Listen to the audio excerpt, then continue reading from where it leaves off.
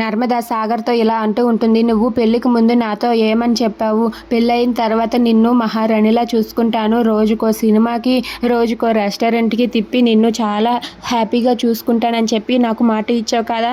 కానీ మన పెళ్ళై ఎన్ని రోజులైంది? పెళ్ళై 6 నెలలైనా కనీసం ఒక్కసారైనా సరే నా మొహానికి రెస్టారెంట్ అయినా సినిమా అయినా తెలుసా అని చెప్పి అంటుంది. అది వినగానే సాగర్ అయితే ఏంటి బంగారం అన్నీ తెలిసే అలా మాట్లాడుతావు? నీకు అన్నీ తెలుసు కదా.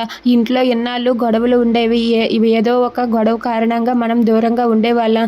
ఇప్పుడు అన్నయ్య పెళ్ళి కూడా అయిపోయింది, ఇక ఏ గొడవ లేదు, మనం ఇక హ్యాపీగా ఉండొచ్చు సరేనా అని చెప్పి అంటూ ఉంటాడు.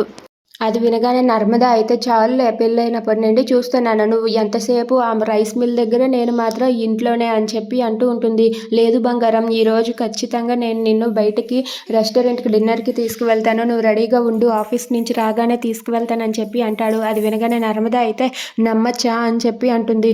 నీకు స్టాంపు మీద ముద్ర వేసి మరీ చెప్తున్నాను, నేను ఖచ్చితంగా ఈరోజు నిన్ను బయటికి తీసుకువెళ్తాను బంగారం, ప్లీజ్ బంగారం, నువ్వేం ఫీల్ అవ్వకు, నువ్వు బాధపడితే నేను చూడలేను అని చెప్పి అంటూ ఉంటాడు. దాంతో నర్మద అయితే సరే అని చెప్పి అలా ఉంటుంది. ఏంటి బంగారం నవ్వచ్చు కదా అంటూ ఇలా స్మైల్ పెడుతూ ఉంటాడు. దాంతో నర్మద అయితే సరే ఇక వెళ్ళు అని చెప్పి అంటుంది. ఇక సాగర్ దాంతో అక్కడ ఉన్న నర్మదాకి సాయంత్రం బయటకు తీసుకువెళ్తానని చెప్పి తను అయితే అక్కడి నుండి వెళ్ళిపోతాడు. If you like this video please like, share and subscribe friends. Thanks for watching.